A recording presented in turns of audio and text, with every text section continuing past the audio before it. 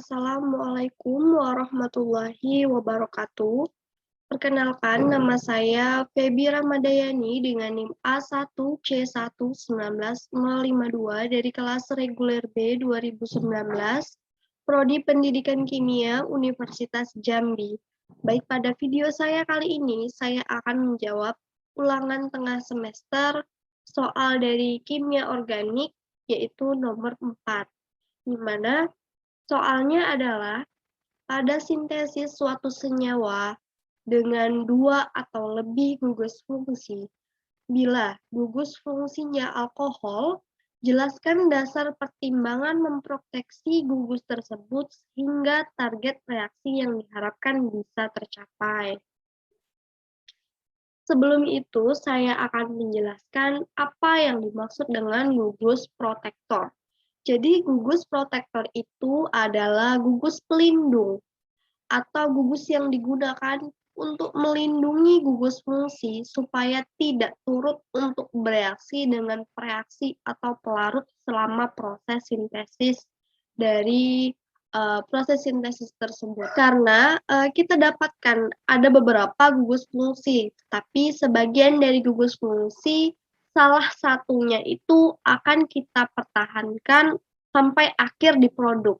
Maka gugus tersebut harus kita lindungi, nah supaya tidak turut untuk ikut bereaksi atau rusak. Nah, untuk dari alkohol tersebut, saya akan menjelaskan proteksi gugus fungsinya adalah protektor membuat misalnya kita dapatkan dalam satu molekul atau 2 gugus fungsi yang sejenis senyawa alkohol. Nah, dari sini kita dapat melihat ada 4 atom karbon. Nah, dan namanya adalah butanadiol. Dan senyawa alkohol gugus fungsi alkohol yang terakhir atau alkohol primer. Nah, primernya ini ingin kita pertahankan tetap berada di dalam molekul. Sementara alkohol yang kedua itu mau dirubah supaya tidak terjadi kerusakan atau tujuan terjadi perubahan gugus fungsi alkohol primer ini, maka kita butuhkanlah yang namanya protektor. Nah, ini terjadi ketika didapatkanlah proteksi dari gugus fungsi ini, kita sesuaikan dengan gugus fungsi yang diharapkan, yaitu tetap berada di dalam molekul tersebut. Nah, dapat saya jelaskan kembali adalah ilustrasi yang ingin kita lindungin atau yang ingin diproteksi untuk salah satu gugus fungsi yang mau tetap kita pertahankan tersebut. Nah, setelah itu kita baru lakukan reaksi-reaksinya yang ingin kita lakukan. Misalnya kita lakukan reaksi oksidasi. Nah, berarti gugus hidroksil ini sebagai hidroksil alkohol sekunder akan berubah. Alkohol sekunder ini jika dioksidasi akan kita temukan menjadi senyawa keton. Nah, sehingga kita dapatkanlah produknya ada keton dan nantinya akan mendapatkan alkohol sebagai alkohol primer. Seperti yang ada di layar monitor tersebut, yaitu apabila gugus fungsi alkohol ini ada 2 atau lebih dan salah satunya akan kita pertahankan. Nah, untuk melakukan syarat protektor gugus fungsi tersebut, yaitu adalah mudah dimasukkan dan dikeluarkan. Artinya, syarat gugus fungsi itu gugus pelindungnya pertama mudah dimasukkan dan mudah dilepaskan, tidak sulit untuk dilepaskan. Nah, selain itu resisten terhadap reagen akan menyerang gugus fungsi yang tidak terlindungi. Nah, resisten tersebut adalah reaksi-reaksi yang kita gunakan pelindung tadi resisten, sehingga reagen yang menyerap terlindungi tidak menyebabkan protektor tersebut rusak. Nah, selain itu, resisten terhadap semua jenis reagen yang mirip, yang bisa menyerang gugus fungsi, yang apabila tidak terlindungi. Jadi, protektor tersebut pelindung resisten terhadap semua jenis reaksi. Dan reaksi yang mirip tersebut sehingga tidak dapat mengurangi gugus fungsi tersebut dan juga tetap terlindungi, stabil dan hanya bereaksi dengan reaksi khususnya untuk mengembalikan gugus fungsi aslinya. Dan yang terakhir adalah gugus pelindung tidak mengganggu reaksi yang dilakukan sebelum dihilangkan. Jadi reaksi tersebut menyebabkan reaksi tersebut berlangsung atau sehingga pelindung tersebut mengingat terhadap reaksi-reaksi tersebut tidak berinteraksi dengan gugus-gugus yang ingin kita rombak. Nah, untuk protektor alkohol secara mekanismenya atau cara-cara memproteksi alkohol adalah zat-zat senyawa yang berfungsi untuk melindungi gugus hidroksil pada senyawa alkohol primer ini atau tersier. Yang pertama kita dapatkan salah satunya adalah kelompok atau golongan silil. Nah, silil ini adalah salah satu pelindung yang paling umum digunakan untuk memblokir, untuk memproteksi gugus fungsi hidroksi, karboksil, dan amino. Dari ilustrasi reaksi tersebut kita dapatkan nantinya ada senyawa alkohol, maka struktur silil ini akan berikatan dengan oksigen dan hidrogen melepas atau menyatu dengan gugus atom A atau senyawa A. Nah, dalam hal ini kita dapatkan selalu dari golongan-golongan halogen. Nah, baik itu klorin, bromin, atau iodin.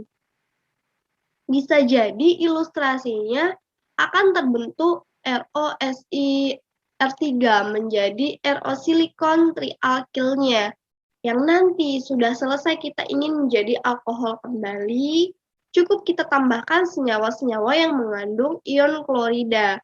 Nah, kita dapatkan dalam bentuk yang dalam campuran reaksinya, maka nanti si silil ini sebagai protektor akan lepas dan terbentuklah kembali alkohol yang kita inginkan. Nah, masing-masing struktur silil ini didapatkanlah dari klorida, bromida, iodin, dan gugus lain dari protektor si kelompok silil ini. Nah, untuk reaksi proteksi gugus alkohol adalah kalau nanti kita dapatkan gugus alkohol diproteksi dengan si silil ini, maka A tersebut didapatkan dari klorida. Nah, maka nanti hidrogen akan berikatan dengan silikon, membentuk RO silikon trialkil. Dan A ini berikatan dengan hidrogen menjadi HA.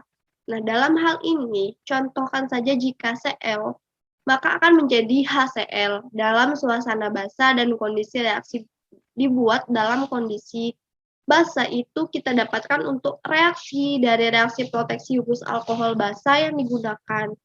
Yang pertama adalah piridin, yang kemudian bisa juga dimetilamin piridin, atau bisa juga 2,6 lutidin, atau imidazol, yaitu basa yang digunakan dalam reaksi sintesis dalam proteksi gugus alkohol.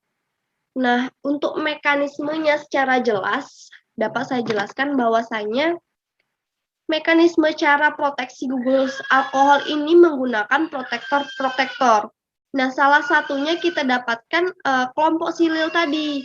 Nah, misalnya kita dapatkan alkohol ROH, kita tambahkan dengan protektor tersier, butil dimetil silil klorida dalam suasana basa imidazol. Maka nanti akan terbentuklah dari RO ini, dari alkohol ini berikatan dengan silikon dari protektor dan juga hidrogennya.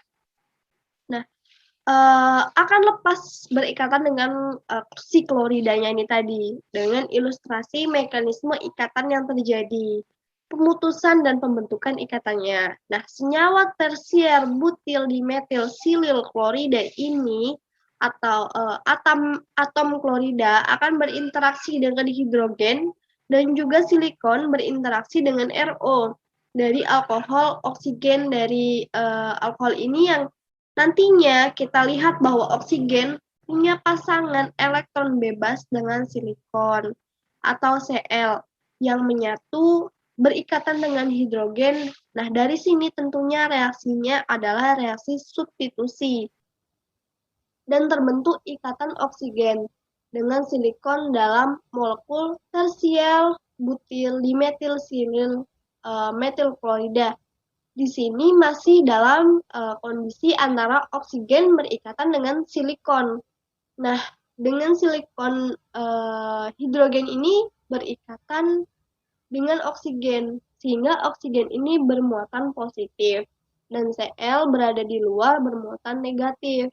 Dengan kehadirannya basa imidazol ini, maka nanti akan ditarik hidrogennya ini akan lepas. Nah, ikatan antara silikon dengan alkohol sebagai protektor dari alkoholnya ini kita dapatkan langsung terbentuk ikatan dengan oksigen dari molekul alkohol beserta alkilnya. Nah, imidazol akan mengikat HCl dan dari interaksi sebelumnya untuk mekanisme reaksi yang terjadi antara alkohol dengan tersier butil dimetil silil klorida dari kelompok silil dengan basa imidazol.